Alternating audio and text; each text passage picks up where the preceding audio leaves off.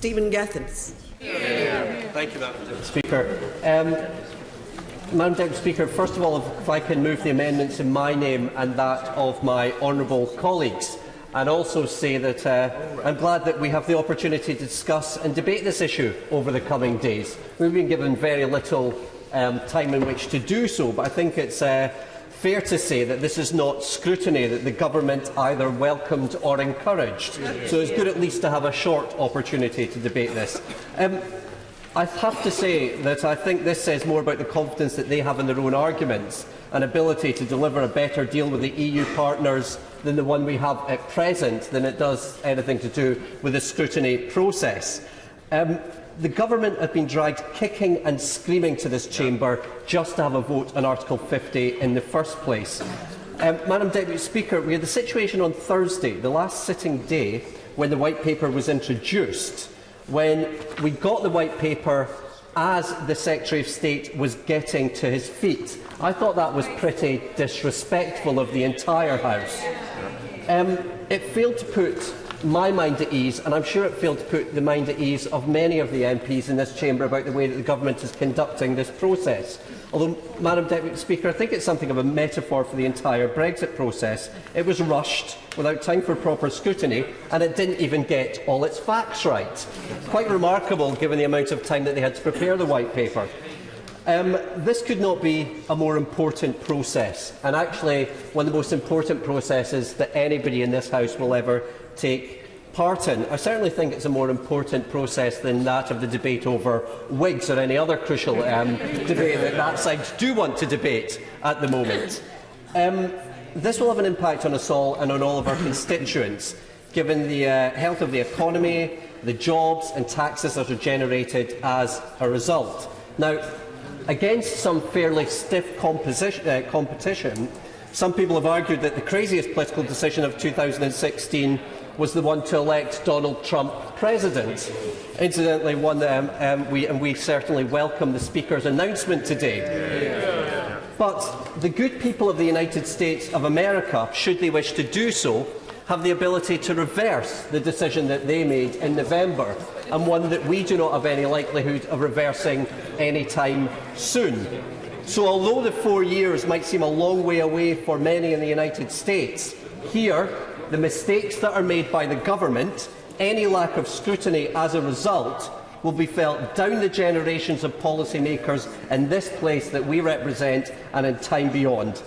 For such a big decision, the ability to have any meaningful scrutiny is woeful. The role of Parliament is to scrutinise the work of government regardless of the vote, and that is the entire point in us sitting here and having a Parliament in the first place. I'll remind this side of the House that the SNP won the election earlier on this year with 47% of the vote, after the highest proportion of the vote. No, it was an election I hear from last year. Actually, the Holyrood election took place this year, which tells you all you need to know about the attention that they paid to this during this kind of year. And also, in 2015, we won the vote with 47%. They won the election with 36% of the vote. Although I'm particularly pleased to say that Scotland dragged down their UK average by some considerable degree on that. However, there is a role of opposition parties, be it in Holyrood or be it in this place, to hold the government to account for the enormity of the decisions that they take that impact each and every one of us. This process to leave the European Union will involve one of the greatest upheavals since this Parliament came into existence in 1801, and we should be given a lot more time to consider the implications of that on our constituents, on the economy and on our European partners than we are being given at present. That is why, on this side of the House, we will back any moves to give this Parliament a greater deal of scrutiny over that. That scrutiny and the importance of scrutiny is made all the more important by the lack of detail that was provided by members of the Vote Leave campaign, an act of irresponsibility carried out by members who were members of the government previously and those who are members of the government at present. There are significant questions that were left unanswered during that debate, and since Vote Leave did not bother giving us the details, we have a responsibility as parliamentarians to ask for those details. One of them is, do we stay in the single market? The Prime Minister's speech obviously differs from the Conservative Party manifesto on which she and other members on the House opposite were elected. Is it the case that it would be for Scotland to decide its immigration numbers? And, Madam Deputy Speaker, how much extra cash is the NHS getting? All of these questions, which we deserved answers before any triggering of Article 50 took place. Who is accountable, after all, for the promises that were made? That is an answer that I have not received so far, and I haven't heard any other members receiving so far. On the point of EU nationals, and I know that a number of my colleagues will want to touch upon this during the debate, it is easy to see why we are backing the amendments in order to give EU nationals the right to remain. We are richer financially and culturally as a result of European nationals who call Scotland and other parts of the UK home. And on that point, I'll give it to the honourable member. I'm very grateful to my honourable friend. He's making some very valid points. But will we not also be judged by the leadership that we give and by our humanity? And those EU citizens that are here are our friends, our neighbours, our work colleagues, and we have a duty to stand by the rights that they have. And the Prime Minister must send out a very clear message that those here are welcome to stay here. We must remove that uncertainty and do it now.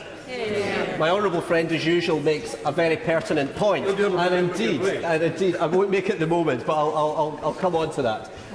My honourable friend, let me just deal with this point, and then I'll be glad to come to one from the government benches. My honourable friend makes a good point, and I pay due respect to the work that he's done for the Brain families and others in his constituency in some of the very disgraceful immigration cases that we've seen. In terms of EU nationals, these are people who have chosen to make the UK their home and chosen to make Scotland their home.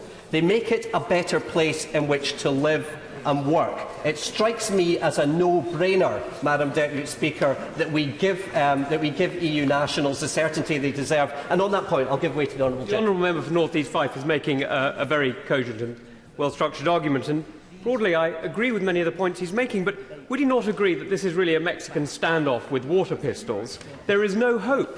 There is no realistic chance that any signatory of the European Convention on Human Rights, of which the United Kingdom is one — in fact, we drafted so much of it — is going to kick out anybody from the United Kingdom, and nor are European Union citizens in other parts, or UK citizens rather, in other parts of the European Union, going to be expelled.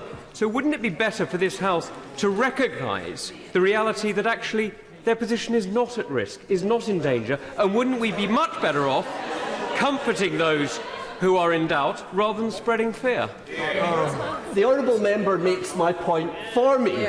I mean, first of all, the ECHR is under threat from his very government, and therefore, as being under threat from his very government, does it not make sense to come into the lobbies with them? And I look forward to welcoming into the lobbies to support the right of EU nationals to live and work. And I look forward to him standing up for what he's just said there and joining us. And if the government is desperately... And I'm going to say this to him because he's probably got a lot more influence on those benches than I do, and that's one thing that I will give him. But the government is desperately in need of friends and desperately in need of goodwill. Now, if we benefit financially from EU nationals being here, if our society is richer for EU nationals being here, we want to keep them regardless. These are not bargaining chips, and that's something that the government seems to go down. If EU nationals are not bargaining chips, if they are not bargaining chips, then I would encourage the member to join us in the lobbies and give them the certainty that they need and that they deserve. And on the final point, I'll give way to my honourable friend. The situation is made even worse. Accepting what the honourable member said in the benches opposite, to pit, for example, the EU national in my constituency, LT Weston, effectively pit her against my friend in the Netherlands, Tracy de Jong Eglin, does not in any way give them succour. It makes their situations worse in both the Netherlands and in the UK. And the honourable member for Kirkcaldy makes an excellent point, and I'm not surprised given the amount of work that he's done for EU nationals in his constituency, some very, very hard work.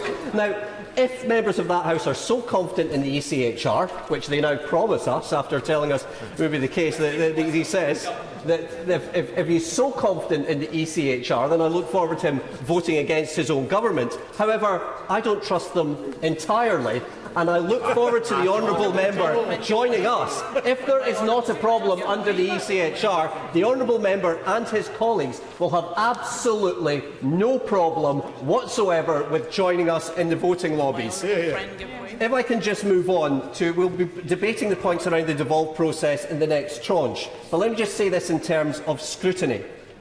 All of this will have an impact on the devolution process, be it in Scotland, Wales and Northern Ireland. If ministers respect the devolution process, then they should have no problem with the additional scrutiny that comes with it. Right now, we're in a situation where the unelected House of Lords will have a greater say on this process than the elected Scottish Parliament and other devolved legislators.